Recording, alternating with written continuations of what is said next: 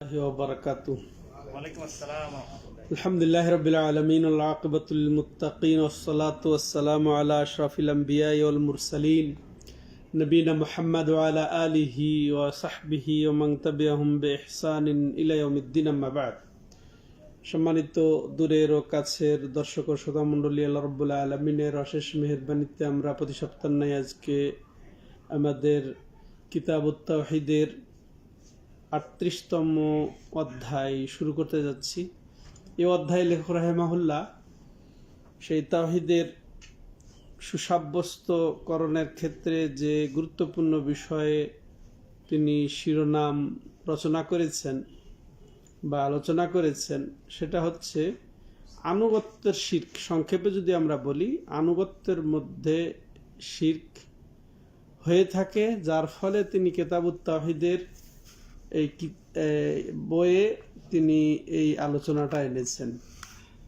তাহলে আনুগত্য করা শিরিক, কারণ আনুগত্য আরবিতে বলা হয় তাআহ, ইতাআত।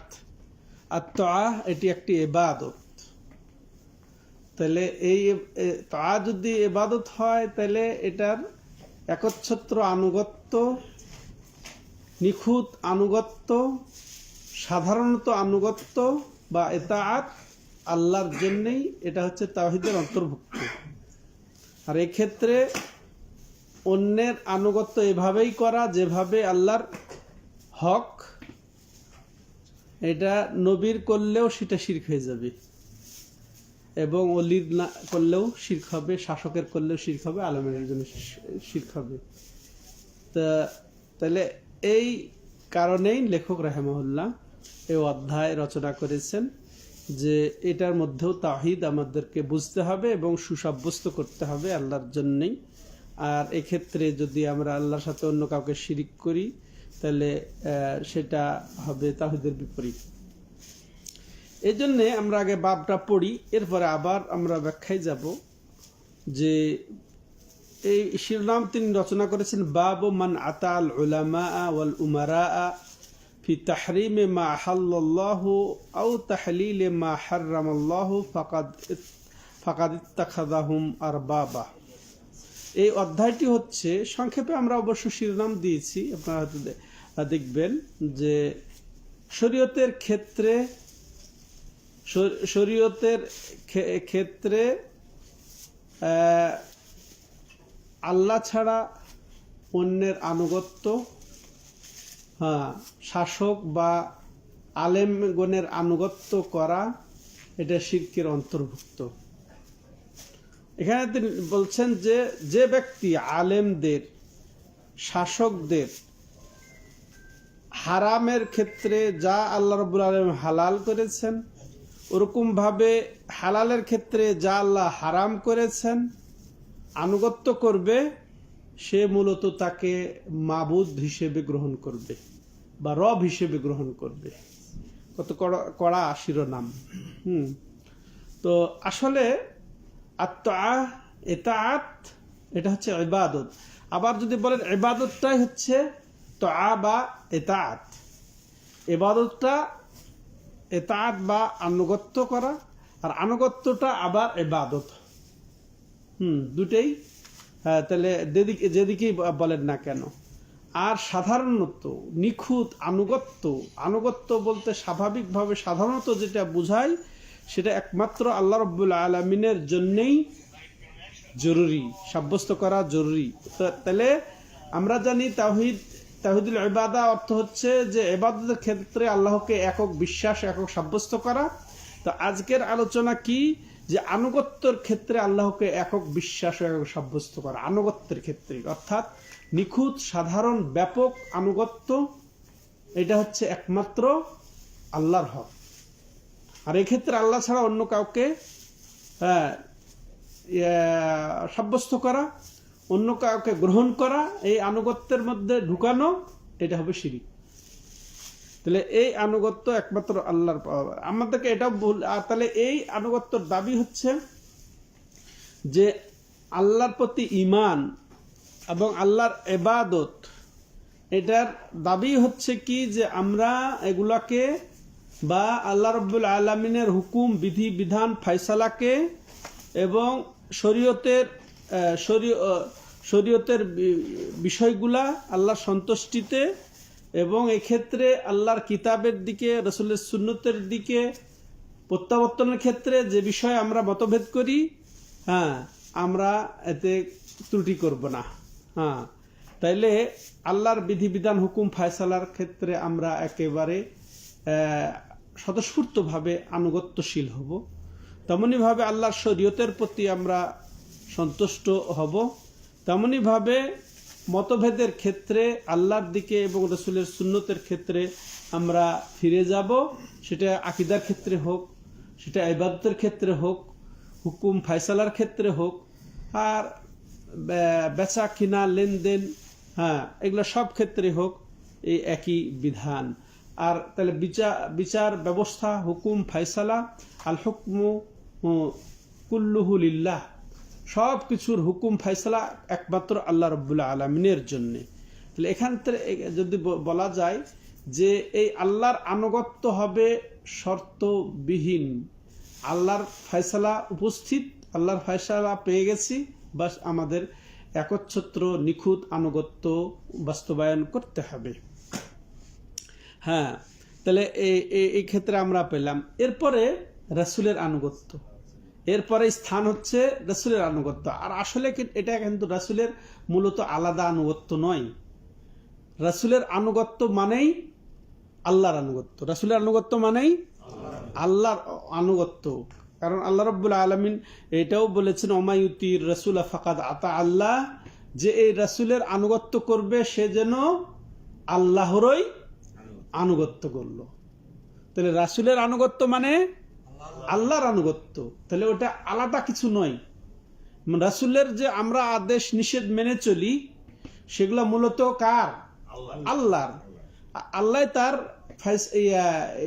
সাক্ষ্য, আল্লাহ তার সাক্ষী দিয়ে বলছেন, ওয়া ইয়ানতিকু আনিল হাওয়া ইন হুয়া ইল্লা ওয়াহয়ু ইউহা, এই রাসূল একটি কথাও বলেন না যতক্ষণ পর্যন্ত তাকে ওয়াহি না করা হয়, তাকে যতক্ষণ পর্যন্ত জানানো না হয়, তাকে তার প্রতি রিসালত না আসে বা তাকে ওয়াহি না করা হয়, ততক্ষণ পর্যন্ত তিনি কিছু বলেনও না, কিছু করেনও না। তাইলে তার করা, তার বলা, এটাই তো আনুগত্য। এটা মূলত কার আনুগত্য হলো? আল্লাহর আনুগত্য হলো। তো এখানে স্পষ্ট হয়ে গেল। এবার আসেন আর এক শ্রেণীর আনুগত্য, সেটা কার? আমিরদের, যেটা শাসকদের, যেটা আমাদের শিরোনাম, শাসকদের আনুগত্য এবং আলেমদের আনুগত্য। এটা আমরা করে থাকি, তাই কি না? তবে এই আনুগত্যটা শর্ত সাপেক্ষ। আগের আনুগত্য ছিল শর্তবিহীন, শর্তের এখানে কোনো সুযোগ নেই। আল্লাহর ফয়সালা, আল্লাহর পক্ষ থেকে যে ফয়সালা রাসূলের দ্বারা হয়েছে সেটা বাস্তব তিনি করে দেখিয়েছেন, আর যেটা তিনি বলে নির্দেশ দিয়েছেন সেটা শর্তবিহীন, তাতে কোনো শর্ত আরোপ করা যাবে না। কিন্তু পরবর্তী তৃতীয় যেটা আনুগত্যের কথা বলছি, শাসক এবং আলেমদের আনুগত্য, এটা শর্ত সাপেক্ষ আনুগত্য। যদি এটা আল্লাহর আনুগত্যে হয়, আল্লাহর অনুসরণে হয়, আল্লাহর ইবাদত বান্দেগীর ক্ষেত্রে হয়, আল্লাহর শরীয়তের ক্ষেত্রে হয়, তাহলে তারও আনুগত্য করতে হবে। আর সেটাও ওই তো তার আনুগত্য হলো না মূলত। তাহলে আনুগত্যের তাওহীদ আমাদেরকে বুঝতে হবে কি? আনুগত্য বলতে সম্পূর্ণ আনুগত্য কার? আল্লাহ। আর এর উপরেই ভিত্তি হচ্ছে রাসূলের আনুগত্য, এর উপরে ভিত্তি হচ্ছে আলেম শাসকদের আনুগত্য। তাহলে মূল একটাই আনুগত্য, নিখুঁত আনুগত্য, ব্যাপক আনুগত্য একমাত্র আল্লাহর। আর এইটাই হচ্ছে তাওহীদ, একমাত্র আল্লাহর মানিত তাওহীদ, আর অন্য কারণ নয় এটা। আর এটাই আল্লাহ রাব্বুল আলামিন সূরাতুন নিসার 59 নম্বর আয়াতে বলছেন যে ইয়া আইয়ুহাল্লাযীনা আমানু আতিউল্লাহা ওয়া আতিউর রাসূলা ওয়া উলিল আমরি মিনকুম ফাইন তানাযাতুম ফি শাইইন ফারুদ্দুহু ইলাল্লাহি ওয়ার রাসূল ইন কুনতুম তুমিনুনা বিল্লাহি ওয়াল ইয়াউমিল আখির যালিকা খায়রুন ওয়া আহসানু তাওয়িলা। ওহে ঈমানদারগণ, আল্লাহ ইমানদারদেরকে সম্বোধন করছেন যে যারা তোমরা বিশ্বাস করো এবং স্বীকৃতি দাও অন্তর থেকে মুখ দিয়ে, এবং যারা আমল করো, যারা আনুগত্য করো, আমল করো যারা, তারা শোনো যে কি তোমরা আনুগত্য করো কার? আল্লাহর, তারপরে আনুগত্য কার? রাসূলের, এরপরে আনুগত্য করবে তোমরা তোমাদের আমিরদের। অর্থাৎ আমির বলতে এখানে দুই প্রকার লোককে বোঝানো হয়েছে, যেটা আমাদের শিরোনামে, তোমাদের শাসক এবং আলেমদের আনুগত্য করবে। এখানে আল্লাহ রাব্বুল আলামিন আতিউল্লাহ ওয়া আতিউর রাসূল বলেছেন, ইতাআত করবে আল্লাহর এবং ইতাআত করবে রাসূলের। এরপরে কিন্তু আল্লাহর বলেন নাই আতিউলিল আমর, এবং তোমরা তোমাদের শাসকদের ইতাআত করবে, এটা বলেন নাই। এই শুধু এভাবে ছেড়ে দিয়েছে ওয়া উলিল আমরি মিনকুম, ওয়াও দিয়ে, যে এবং তোমরা আনুগত্য করবে শাসকদের, কিন্তু আনুগত্য শব্দটা উল্লেখ না করে আগে আনুগত্য ওটা ব্যবহার হয়ে গেছে। তাইলে ওর দ্বারা বোঝানো হচ্ছে কি যে এটা স্বতন্ত্র কোনো আনুগত্য নয়, এই আনুগত্যর ভিত্তি হচ্ছে আল্লাহ। অর্থাৎ যে শাসক, যে আলেম, যে ইমাম, হ্যাঁ, কোরআন সুন্নাহ ভিত্তিক, আল্লাহ প্রদত্ত, রাসূল প্রদর্শিত বিধিবিধান, হুকুম, আহকাম, ফায়সালা, আমল, ইবাদত, শরীয়ত, এগুলার যার নির্দেশ দিবে তারও তোমরা আনুগত্য করো, তারও তোমরা অনুসরণ করো। তাইলে এটা আলাদা কিছু নেই। তাইলে এখানে এই আনুগত্য, আলেমদের আনুগত্য এখানে আলাদা কিছু নয়। কেউ যদি শুধু আলেমদের আনুগত্য করে বেদাত, কারণ এই আলেমদের মাধ্যমে, শাসকদের মাধ্যমে হয়েছে শরীয়ত পরিবর্তন। আল্লাহ কি বলছেন? কঠোর ভাষায় বলছেন, আম লাহুম শুরাকাউ শারউ লাহুম মিনাদ-দীন মা লাম ইয়াযাম বিহিল্লাহ ওয়ালাউলা কালিমাতুল ফাসলা কুদিয়া বাইনাহুম। তাদের কি এমন কোন শরীক আছে? মানে আল্লাহ নিজে বলছেন, আমি বাদ দিয়ে আরো কেউ কি আছে শরীক, অংশীদার, যে আল্লাহ যার অনুমতি দেন নাই এরকম কিছু প্রবর্তন করবে, চালু করবে? কিন্তু আমাদের শাসকরা তো তাই করে। আল্লাহ যে বিধিবিধান দেন নাই, যে হুকুম দেন নাই, যার অনুমতি দেন নাই, সেগুলা বিধান চালু করে তারা বসে থেকে। কিসের মধ্যে? এটা এখানে আমাদের পার্থক্য বুঝতে হবে। দুনিয়াবি এই যে উপকার, দুনিয়ার স্বার্থে, যে শরীয়ত বিরোধী নয় এরকম নিয়ম কানুন আপনি নীতিমালা এগুলা প্রণয়ন করেন, সমস্যা নেই। কিন্তু সমস্যা কোথায়? যে নীতিমালা, যে বিধিবিধান, যে আইন কানুন এটা শরীয়তের সাথে সাংঘর্ষিক, শরীয়ত যেটাকে হালাল করেছে সেটা ওই যে সব বসা সেটাকে হারাম করে দিবে, বা শরীয়ত যেটাকে হারাম করেছে সেটা বৈশা সবাই মিলে, শাসকরা বা যারা আছে কর্মকর্তারা মিলে, পার্লামেন্টের সদস্যরা মিলে সেটাকে হালাল বানিয়ে নিবে, হারাম আছে হালাল করে নিবে, তারপর হালাল আছে হারাম করে নিবে। এইটা হচ্ছে শরীয়তের সাথে সাংঘর্ষিক। এটা আবার দুই প্রকার। এইরকম আনুগত্য আবার প্রণয়ন দুই প্রকার।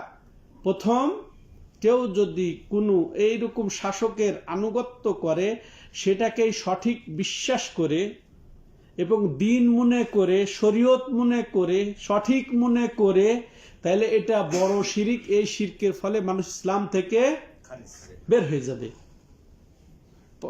পক্ষান্তরে কেউ যদি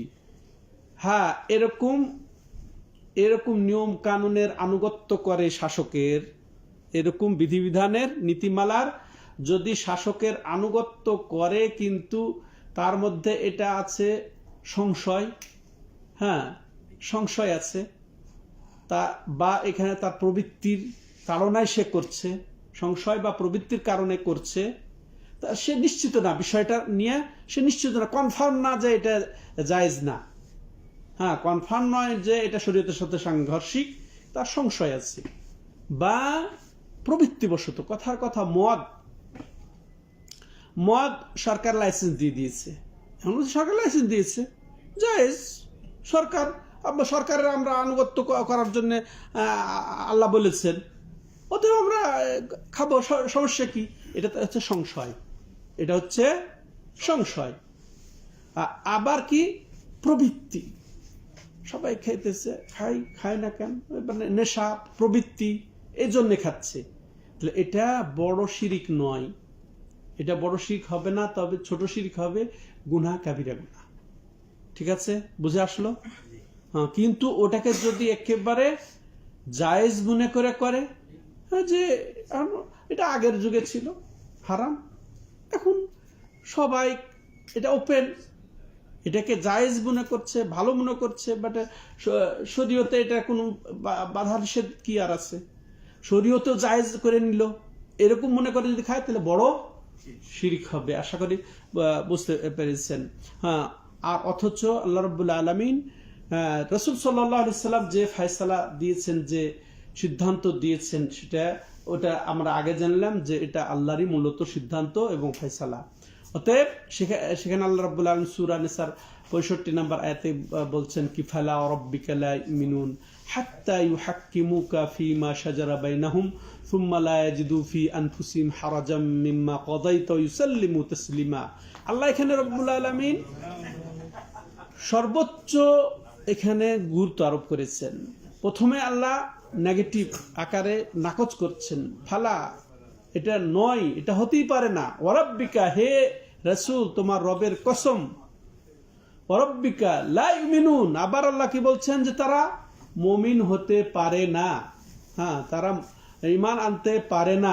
হাত্তা ইউহাক্কিমুকা ফীমা শাজারা বাইনাহুম, তারা যে বিষয়ে আপোষে মতভেদ করে, সে বিষয়ে তোমাকে যদি ফায়সালাকারী মেনে না নিতে পারে, হ্যাঁ, হাত্তা ইউহাক্কিমুকা ফীমা শাজারা বাইনাহুম সুম্মা লা ইয়াজিদু ফি আনফুসিহিম হারাজা, তো ফায়সালার পরে তারা নিজের মনের মধ্যে কোনো রকমের দ্বিধাদ্বন্দ্ব পাবে না, হ্যাঁ, যে এটা এই সময় এটা মনে হয় উচিত না, বা এই সময়ের জন্য এটা ঠিকই আছে, এরকম দ্বিধাদ্বন্দ্ব পাবে না, বরং তোমার ফায়সালা পাবে সামি'না ওয়া আতা'না বলবে, হ্যাঁ, শুনেছে এবং তারা মানবে, দ্বিধাহীন চিত্তে শিরোধার্য করবে। যদি না করতে পারে তারা কখনোই তোমার রবের কসম তারা মুমিন নয়। সুবহানাল্লাহ।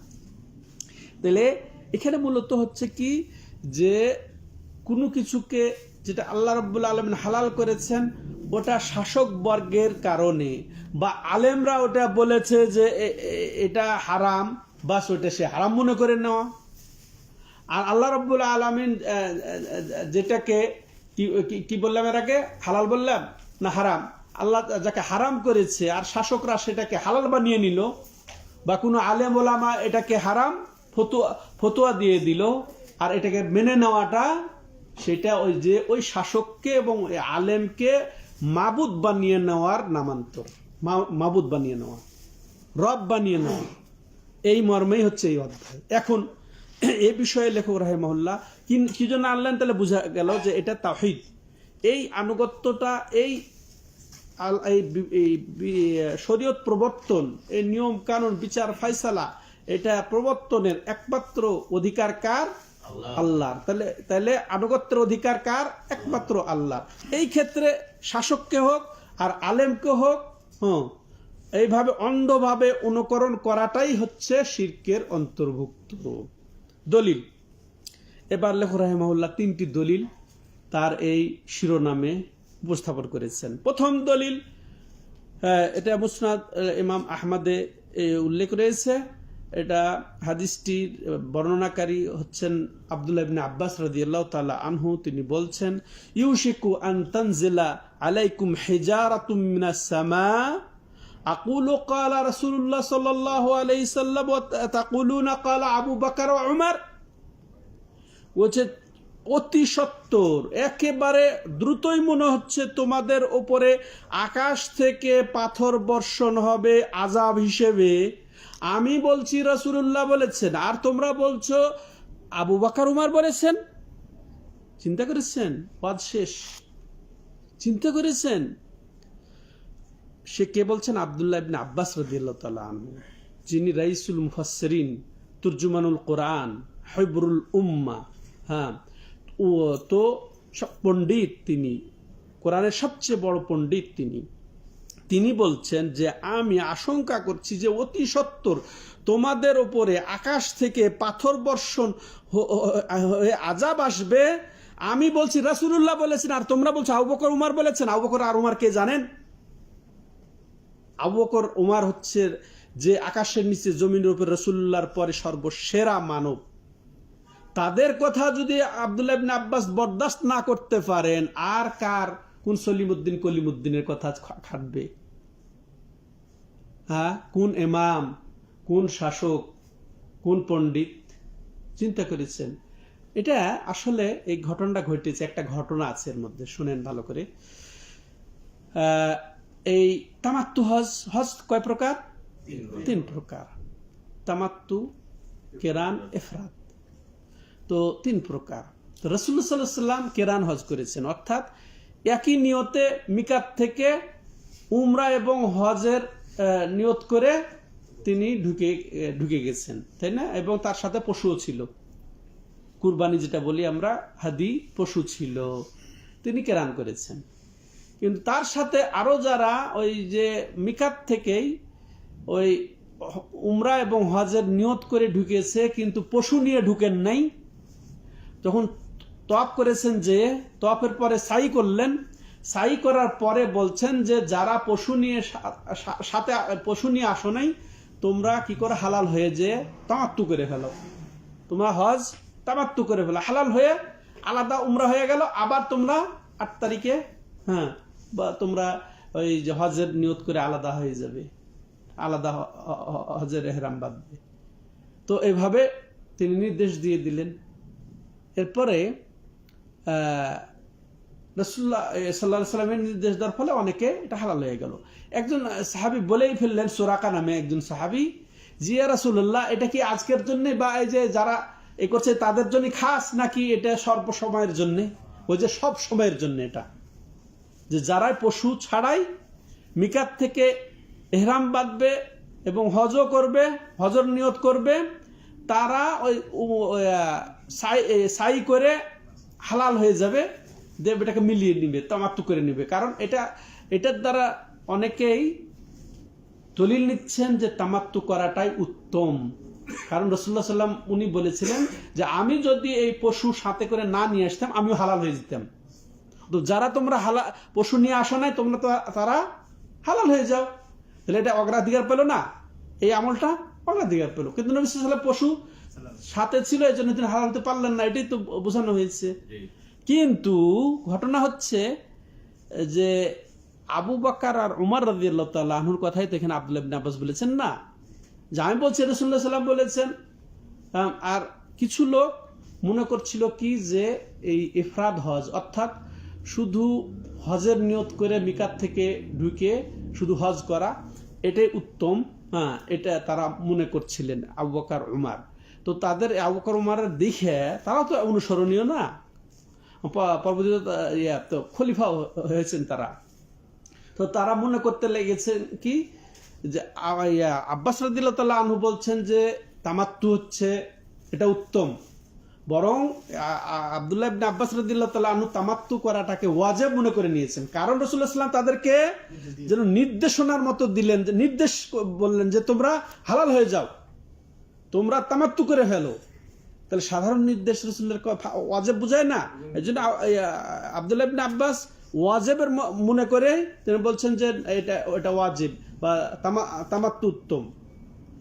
আর অন্যরা বলছেন কি যে না, ইফরাদ উত্তম, আবু বকর উমর রাদিয়াল্লাহু তাআলা আনহু বলেছেন।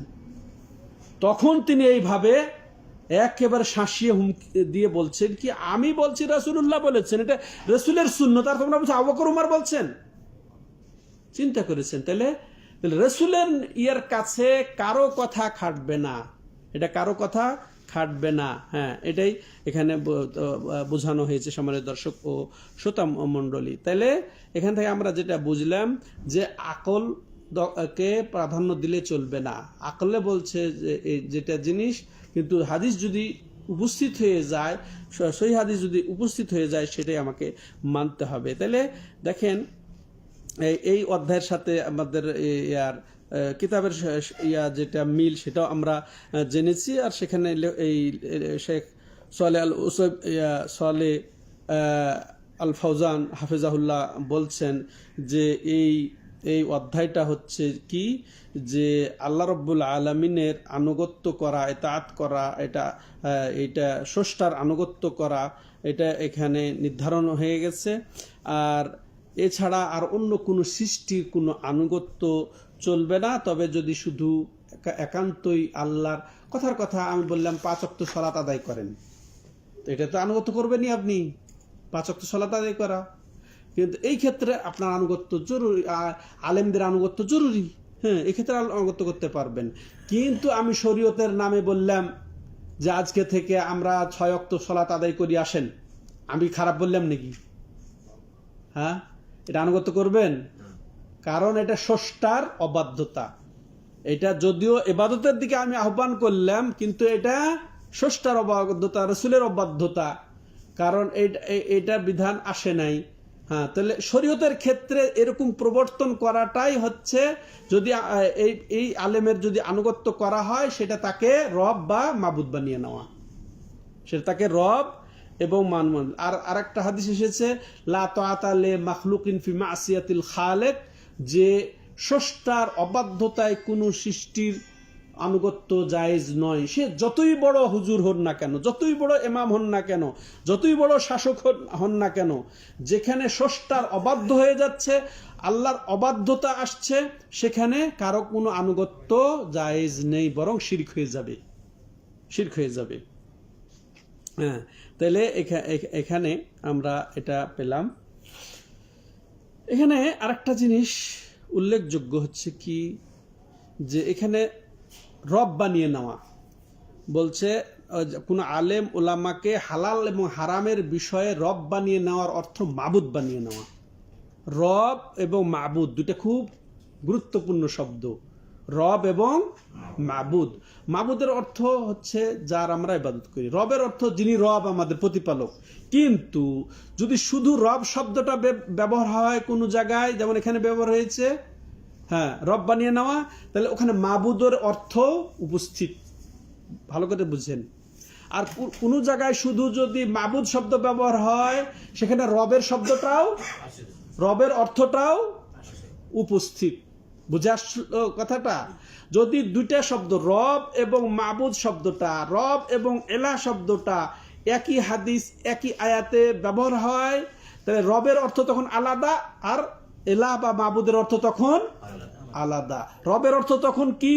এই যে রুবুবিয়াত, আল্লাহ আমাদের রব, আল্লাহ আমাদের স্রষ্টা, আল্লাহ আমাদের মালিক, আল্লাহ আমাদের নিয়ন্ত্রক, আল্লাহ আমাদের রিজিকদাতা, সব ওখানে পাওয়া যাবে। তখন এলার অর্থ হবে মাবুদ, অর্থাৎ তিনি যেহেতু রব, তিনি যেহেতু স্রষ্টা, অর্থাৎ তিনি একমাত্র আমাদের মাবুদ। বুঝে আসছে?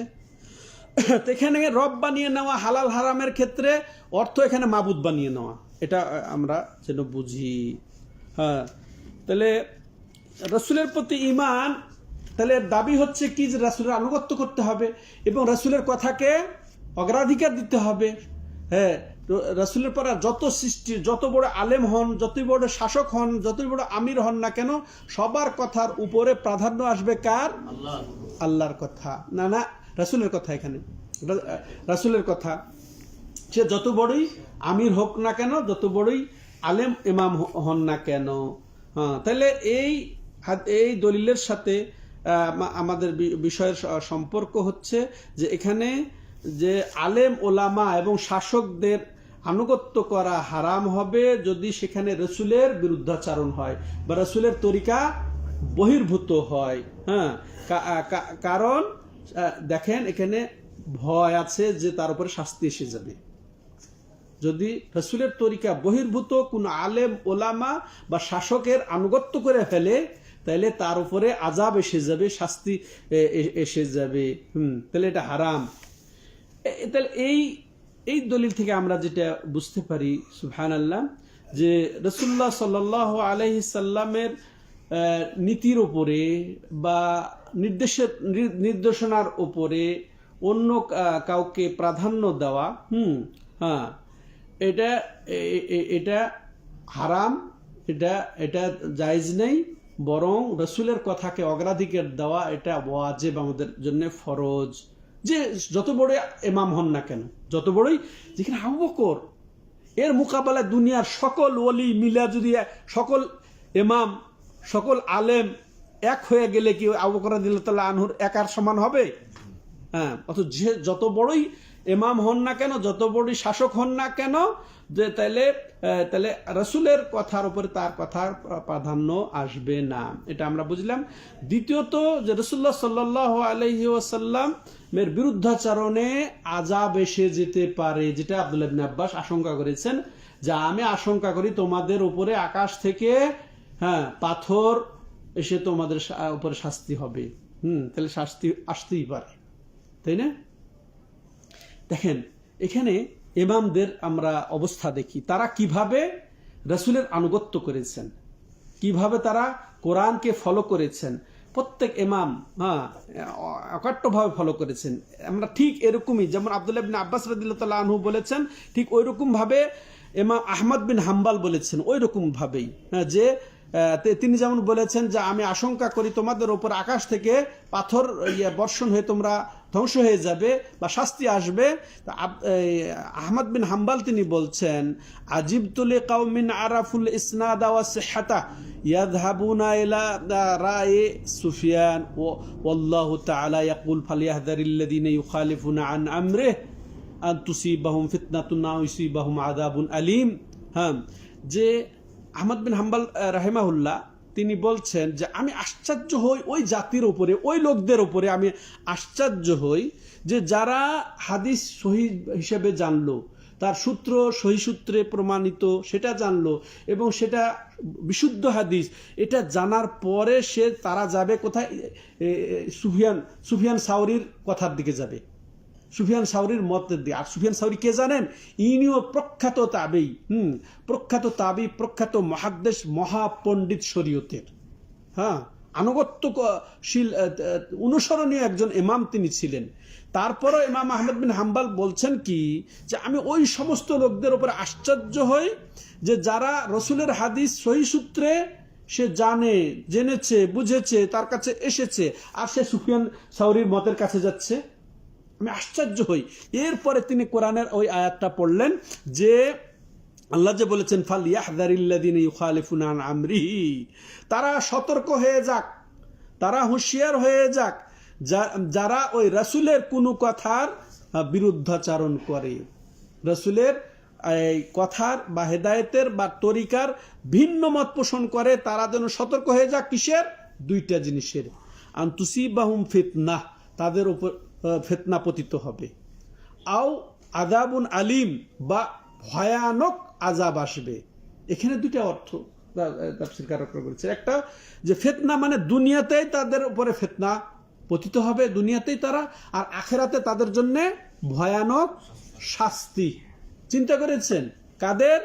যে রাসূলের কোন তরিকার, কোন পদ্ধতির, কোন নিয়ম নীতির, কোন ফায়সালার যারা বিরুদ্ধাচরণ করবে, তারা সতর্ক হয়ে যাক, যে তাদের উপর ফিতনা অর্পিত হবে। আর ফিতনা, এরপরে বলা হচ্ছে, যে এরপরে বলা হচ্ছে আতাদরি, ইমাম আহমদ বিন হাম্বাল বলছেন আতাদরি মাল ফিতনা, তোমরা কি জানো ফিতনা কি?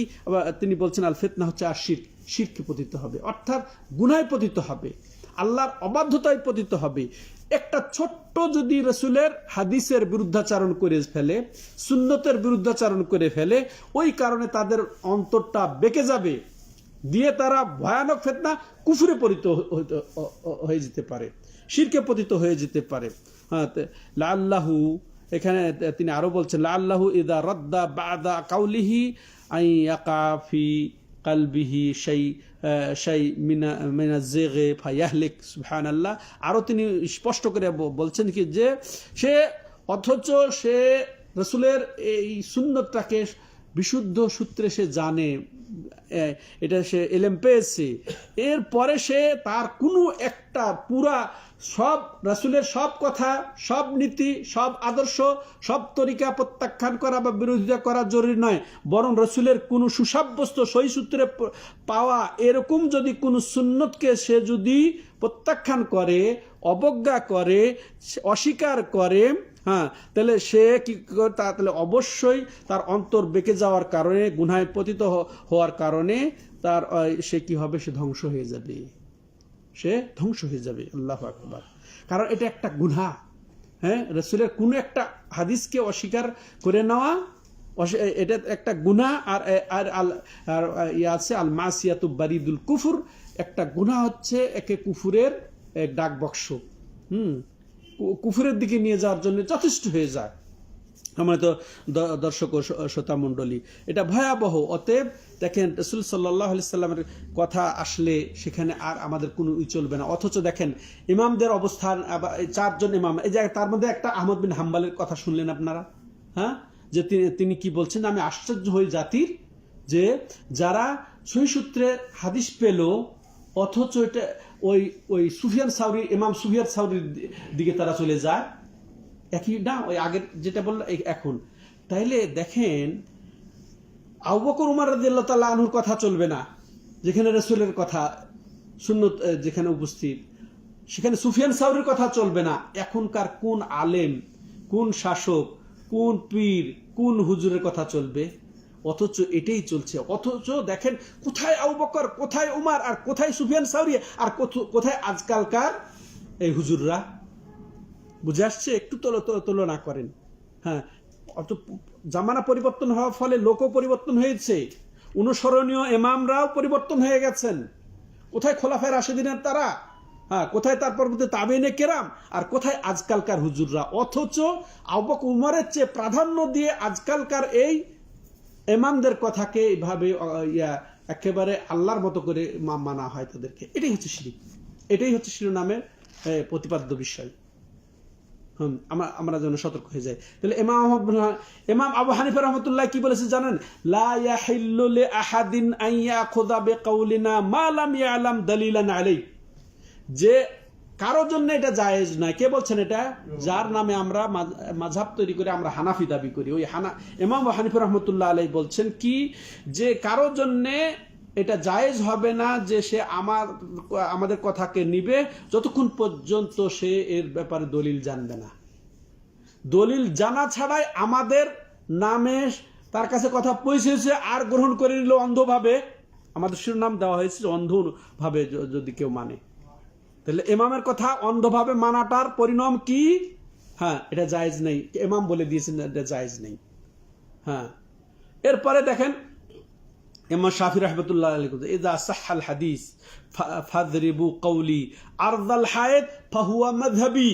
হ্যাঁ, যদি সহিহ হাদিস পাও, সহিহ সুন্নাত পাও, তাহলে আমার কথাকে একেবারে দেওয়ালে ছুঁড়ে মারো, আর সেটাই হচ্ছে আমার মাযহাব। আর কোনো কিছু বাকি থাকলো? ইমাম মালিক বলছেন কি, কুল্লু ইউখাদ ওয়া ইউরাদ ইল্লা সাহিবা হাদাল কবর। রাসূল সাল্লামের এই রওজাতে বসে তিনি হাদিস পড়াইতেন, হ্যাঁ, মুয়াত্তা পড়াইতে তিনি বলছেন কি, দেখো, প্রত্যেকের কাছ থেকে নেওয়া যাবে, ছাড়াও যাবে, প্রত্যেকের কাছ থেকে নেওয়া যাবে, ছাড়াও যাবে, ইল্লা সাহিবা হাদাল কবর। রাসূলের কবরের দিকে ইশারা করে বলছে এই কবরবাসী ছাড়া। চিন্তা করেছেন? আর আমরা একটু পীর হইলেই একেবারে তাকে রব বানায় নিই। এটাই রব বানানো। আজকের আলোচনা এই পীর সাহেবকে যে রব বানিয়ে নেয় এরা, হ্যাঁ, একে সিজদা পর্যন্ত করে, তাই না? আমাদের সমাজের লোকেরা নম করে। আর ও যদি বলে উঠে বসতে বললে বসে, আর যদি এখানে জবাই কর, এখানে জবাই করে। চিন্তা করেছেন? জবাই করা জায়েজ? হ্যাঁ, এটাই তাকে মাবুদ বানিয়ে নেওয়া। যেভাবে আল্লাহর কথা, যেমন রাসূলুল্লাহ সাল্লাল্লাহু আলাইহি ওয়াসাল্লামের কথা সাহাবায়ে কেরাম বুঝতেন, যে এই যে কথিত আছে রাসূলুল্লাহ সাল্লাল্লাহু খুতবাতে বলেছেন এই বসো। কাকে বলেছেন, কোন পরিপ্রেক্ষিতে বলেছেন? একজন প্রবেশ করছিলেন মসজিদে, ওই যেখানে রাসূল সাল্লাল্লাহু আলাইহি ওয়াসাল্লাম বসতে বলেছে ওইখানে বসে গেছে। এটা রাসূলের ক্ষেত্রে হবে। কিন্তু আজকালকার এই যে পীরদের ব্যাপারে এই অবস্থা, পীরদের ব্যাপারে আমাদের সমাজে এই অবস্থা। হ্যাঁ, তাহলে দেখেন ইমামদের অবস্থা কি। এখানে সুলাইমান বিন আব্দুল্লাহ রাহিমাহুল্লাহ তিনি তাইসুরুল আজিজুল হামিদের এই ব্যাখ্যায় কিতাবুত তাওহীদের ব্যাখ্যাতে তিনি এই বিষয়টা উল্লেখ করেছেন যে আসলে যার কাছে দলিল সহ পৌঁছে গেছে তার জন্য এগুলো হারাম। যে কথা বললাম, অন্ধভাবে অনুকরণ করা, অন্য কারো অনুকরণ করা হারাম, জায়েজ নেই। কিন্তু তার কাছে দলিল পৌঁছে নেই আসলে, হ্যাঁ সে অবশ্য কি করবে, নির্ভরযোগ্য, তবে তাকে আল্লাহ জ্ঞান দিয়েছেন, দেখে যাচাই বাছাই করে সঠিক আলেম ওলামার সে অনুসরণ করবে। হ্যাঁ, দলিল পৌঁছে গেলে সব শেষ। দলিল পৌঁছে গেলে দুনিয়ার আর কোনো মানুষের আর কোন তোয়াক্কা করা যাবে না, যত বড় হুজুর হোক না কেন। আমরা এটা বলছি না যে এই আমরা হুজুরের ভুল ধরছি বা আলেমদের ভুল ধরছি বা ইমামদের আমরা ভুল ধরছি না, এর অর্থ এই না। আবু বকর উমর কি ভুল ধরছিলেন আব্দুল্লাহ ইবনে আব্বাস? না, এখানে যে রাসূলের কথা সেখানে আর কারো দিকে তাকানো যাবে না, কারো সম্মানের দিকে তাকানো যাবে না, বরং এটা আর দুনিয়াতে এক রাসূল ছাড়া কেউ মাসুম হবে না হয়েছে। অতএব উনি ভুল করতে পারেন, উনি তো ওয়াহি আসে না, ওনার কাছে তো ওয়াহি আসে না যে উনি যা বলবেন একেবারে হক কথা। এই যে আমি যে কথা বলছি এত কথা, তো আমার অন্ধ অনুকরণ করলে কি আপনার নিরাপদ থাকবেন? ঈমান আকীদা নিরাপদ থাকবে না। আমি মানুষ, এটাই মনে করতে হবে। দলিল আপনাদের জানার অধিকার আছে, দলিল আপনার জানার অধিকার আছে, দলিল সহ জানবেন। দলিল পৌঁছে গেলে হ্যাঁ বাস, আর কারো কোনো কথা, ব্যক্তিগত কথার দিকে কোনো তাকানোর কোনো সুযোগ নেই। অথচ দেখেন অনেক মানুষই কি করে যে এই যে এই নীতিকে প্রত্যাখ্যান করে, তারা কিতাব সুন্নাহকে প্রত্যাখ্যান করে কোন ব্যক্তির কথাকে সেইভাবে শিরোধার্য করে যেভাবে কোরআন হাদিসকে শিরোধার্য করা উচিত ছিল। এইভাবে এটা অহরহ আর কোরআন সুন্নাহকে তারা প্রত্যাখ্যান করে। অথচ দেখেন সহিহ বুখারী পড়েন তারা, সহিহ মুসলিম পড়েন তারা, এখানে যে আকীদার কথা আছে, যে ঈমানের বর্ণনা আছে, যে তাওহীদের বর্ণনা আছে, সহিহ বুখারী কিতাবুত তাওহীদ যেভাবে সুসাব্যস্ত করা আছে, এটা পড়ানো হয় কিসের কারণে পড়া হয়? আমলের জন্য নয়, এখান থেকে আকীদার গ্রহণের জন্য নয়, এখান থেকে রাসূলের সুন্নত পাওয়ার জন্য নয়, সুন্নতকে সুসাব্যস্ত করার জন্য নয়, বরং ওই যে বরকতের জন্য বা ডিগ্রির জন্য। হ্যাঁ, দাওরা পাশ করেছে, সহিহ বুখারী পড়ছে, হ্যাঁ কুতুবুস সিত্তা শেষ করেছে, এই সুনামের জন্য। এটা একটা এই দাওরা পাশের ডিগ্রি পাবে, এই সার্টিফিকেট দিয়ে আবার সে পড়াবে, এটার জন্যে। তো এটাই হচ্ছে আপত্তির জায়গা, এটাই হচ্ছে আপত্তির জায়গা। আল্লাহ এদেরকে হেদায়েত করুক আল্লাহ রাব্বুল আলামিন। হ্যাঁ, সম্মানিত দর্শক ও শ্রোতা মণ্ডলী, দেখেন হাদিস একটা কেউ যদি অস্বীকার, দেখেন স্পষ্ট হাদিস, এরা সাধারণত কি করে, এই সমাজের লোকেরা এই যে এই রাসূলের সুন্নতকে এত হেয়, এত তুচ্ছ তাচ্ছিল্য বা এত ছোট, এত নগণ্য মনে করে। আর বলছেন কি আমি বলছি রাসূলুল্লাহ বলেছেন, আর তুমি বলছো আবু বকর উমর বলছেন। আর একটা রোগ দেখেন এদের, এরা আবার জ্ঞান দিয়ে মাপবে, এরা হাদিসকে রাসূলের সুন্নতকে জ্ঞান দিয়ে মাপবে। যদি বিবেকসম্মত হয় তাহলে গ্রহণ করবে, বিবেকসম্মত না হলে থাক। আমি নিজে এগুলা জানি এবং এইসব আলেম ওলামাদের সাথে কথা হয় এবং এদের লেখা পড়েছি। এরা কবরের আযাবকে দিব্য অস্বীকার করে অনেকে। হ্যাঁ, যে আল্লাহ কি এখানে আবার নাটক করবেন নাকি? জাহান্নাম তো আছেই, আযাব দেওয়ার জন্য তো জাহান্নাম আছেই, বিচার নিকাশ হিসাব নিকাশ করার পরে তো জাহান্নাম দেবেনই আল্লাহ, জান্নাত দেবেনই আল্লাহ। তো কেন আল্লাহ রাব্বুল আলামিন কবরে আযাব দেবেন? এটা তাদের বিবেকে ধরে না। এই যে যদিও হাদিস বুখারীতে আছে, তবুও এটা বিবেকসম্মত নয়। এটা আলেমদের কথা, প্রচলিত আলেমদের কথা। যে কথা মানবে সে মুশরিক, ও তো আছেই, ও তো কুফরি করলই, ওর জন্য আযাব অবধারিত দুনিয়াতেই, যদি সে হেদায়েত না পায়। হ্যাঁ, এরকম কথা। তারপরে দেখেন যে রাসূলুল্লাহ সাল্লাল্লাহু আলাইহি ওয়াসাল্লাম হাদিস যে উটের পেশাবেও আছে আরোগ্য, এটা অনেকে আবার বিবেকে ধরে না। তার এই জন্য মানতে রাজি না। রাসূল বলছেন যে এখানে আরোগ্য আছে, সেখানে আর কোন কথা আছে? হ্যাঁ, আবু বকর উমর বলছে তারা বলে চিন্তা করেছেন, সেটা তারা বিশ্বাস করবে না। মাছির এক পাখাতে আছে আরোগ্য আছে, আর এক পাখাতে রোগ আছে, এটা বিশ্বাস, এটাকে হয়। কিন্তু এখন বিজ্ঞান ও কাফের মুশরিকরা এটা মানতে রাজি আছে, কিন্তু আমাদের এক শ্রেণী মানতে রাজি না। হ্যাঁ, বিবেক দিয়ে তারা মাপতে চায়, বিবেক দিয়ে মাপতে চায়।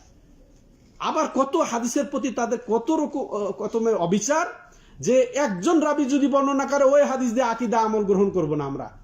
চিন্তা করেছেন, রাসূল থেকে উমর রাদিয়াল্লাহু তাআলা আনহু শোনা একটা কি যথেষ্ট নয়? রাসূল বলেছেন, উমর রাদিয়াল্লাহু তাআলা আনহু বলেছেন, তার মধ্যে 50 জনের কাছে বলেছেন। ওই রাসূল থেকে 50 জন শোনা আমাদের কাছে যে মূল্য, ঠিক একাই যদি ওই রকম একেবারে নির্ভরযোগ্য মানুষ শুনে একই মূল্য। আচ্ছা, রাসূলের কথার কোন পার্থক্য আছে বলেন তো দেখি? কিন্তু এরা বলে না, একজন যদি বর্ণনা করে কোন পর্যায়ে, হ্যাঁ, একজনের বর্ণনা দ্বারা আমরা এটা নেব না, ওটাকে তো আরো তুড়ি মারে উড়িয়ে দিবে যদি ওটা বিবেকের বহির্ভূত হয়। বুখারী মুসলিমের যদি মুতাওয়াতির হাদিস হয়, ওটারই কোনো ইয়া নাই যদি বিবেক বহির্ভূত হয়। আর যদি একজন বর্ণনাকারী হাদিস হয়, এক তবকার হাদিস একজন হয়, তাহলে তো কোন গেছেই গেছে। আমাদের রোগ এটা, মাতুরিদীদের বড় রোগ। মাতুরিদের একটা মূলনীতি হচ্ছে যে খবরে ওয়াহিদকে প্রত্যাখ্যান করা, আর একটা মূলনীতি কি, যে বিবেক দিয়ে হাদিসকে মাপা। হ্যাঁ, এরা হচ্ছে এই ভয় ভীতির ক্ষেত্রে এদেরকে যেন সতর্ক করা হয়েছে। এবার শুনুন। তাহলে আহমদ বিন হাম্বলের যে হাদিসের যে আমরা পেলাম, সেটা থেকে আমরা দুইটা জিনিস আমরা গ্রহণ করব, দুইটা শিক্ষা ভালো করে শুনি আমরা। যে এখানে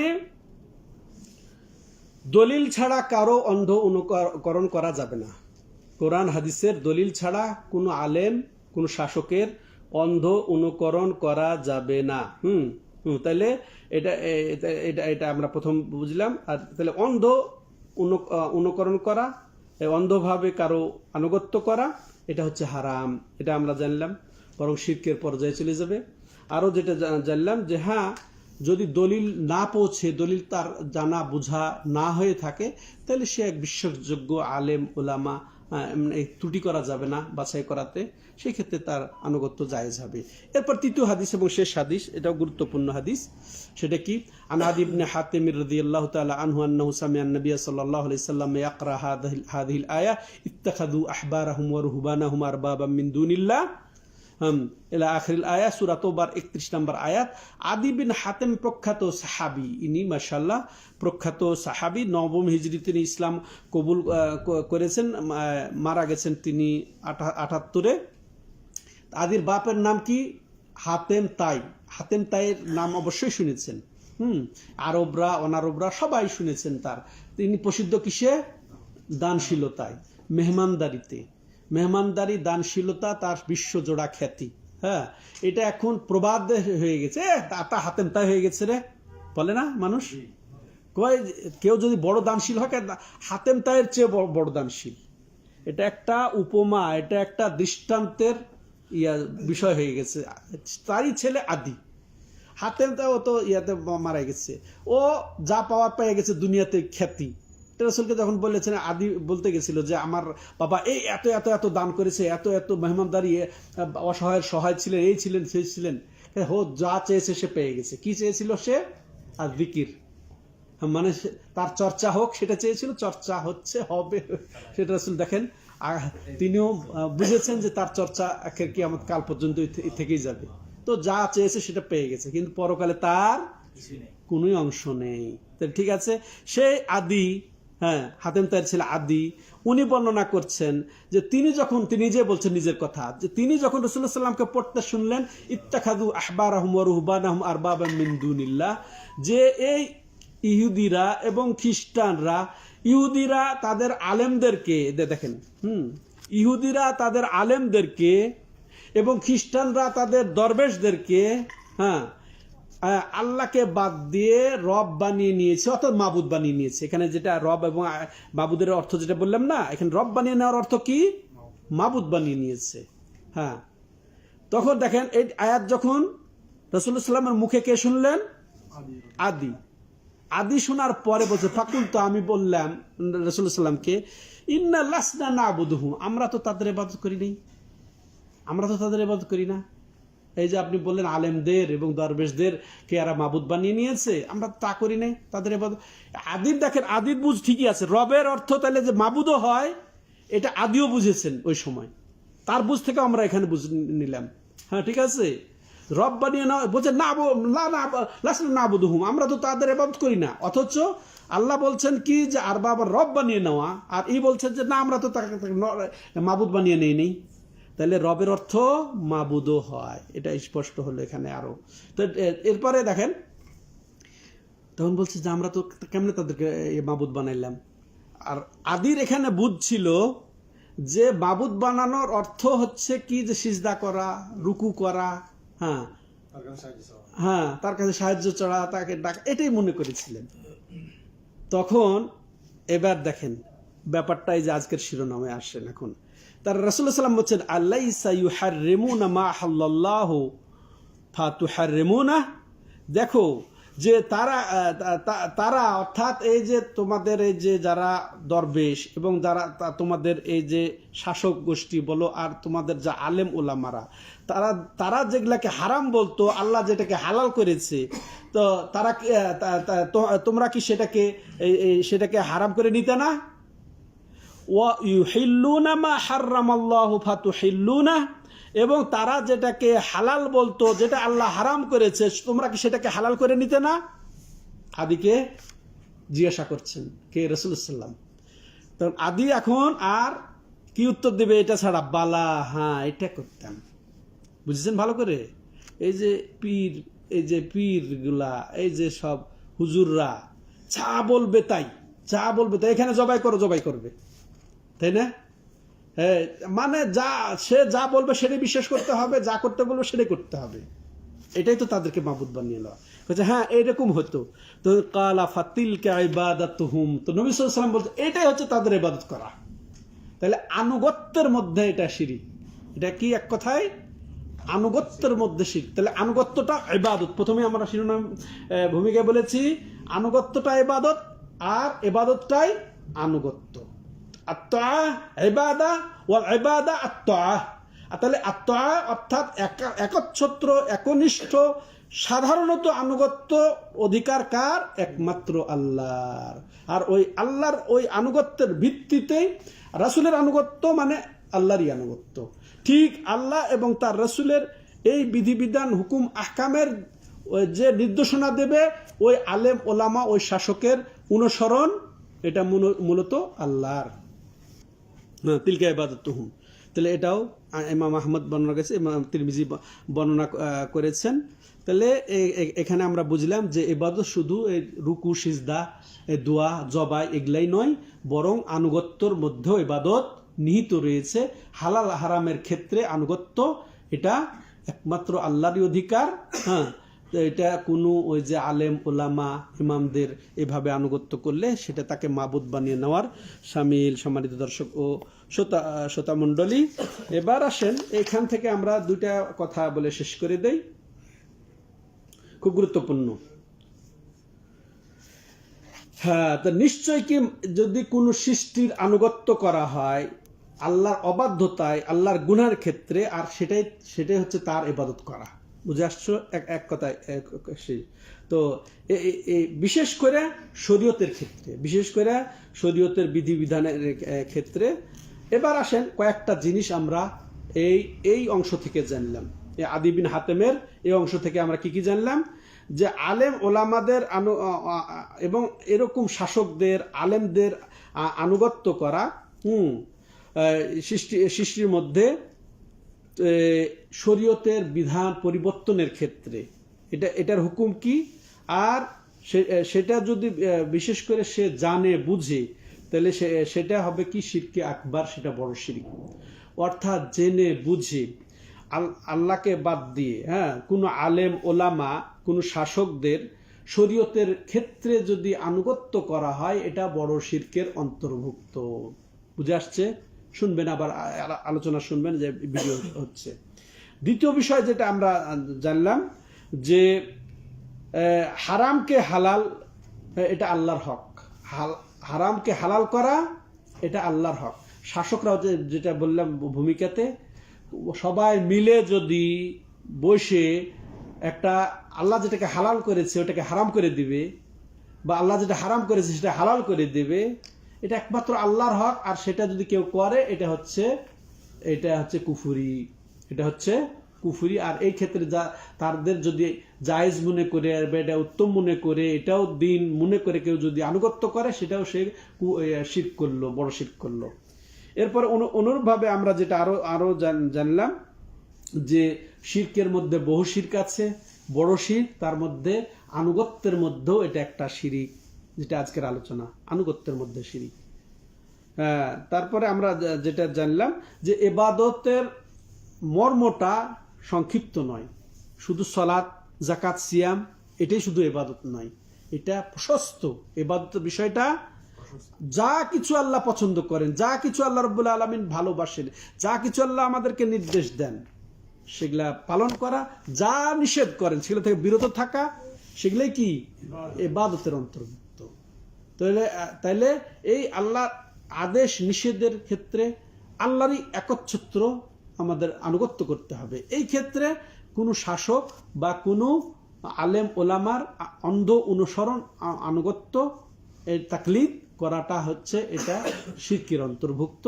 এবং সেটা যদি শরীয়তের মধ্যে হয়, আর সেটাকে যদি ওই যে শাসক বা যে ইমাম বা যে আলেমের যেটা তৈরি বা যেটা প্রবর্তন, হালালকে হারাম, হারামকে হালাল এটা করে দেওয়া, ওটা যদি সেও একমত হয়ে সেটাকে জায়েজ মনে করে, শরীয়ত মনে করে জেনে বুঝে দলিল প্রমাণ পৌঁছা সত্ত্বেও সেটা সে বড় শিরক করলো, সে ইসলাম থেকে খারিজ হয়ে যাবে। আর যদি ওটা বললাম সংশয় বা প্রবৃত্তির তাড়নায় যদি করে, তাহলেও সেটা ছোট শিরক, গুনার দিক দিয়ে কাবিরা গুনাহ। তো আল্লাহ আমাদেরকে বুঝে এই আনুগত্যের শিরক থেকে আমাদেরকে আল্লাহ রাব্বুল আলামিন বাঁচার তৌফিক দান করেন। আল্লাহ রাব্বুল আলামিন আমাদেরকে তাওহীদকে যথাযথভাবে বুঝে নিজের মধ্যে, পরিবারের মধ্যে, সমাজের মধ্যে সাব্যস্ত করার, প্রচার করার তৌফিক দান করেন।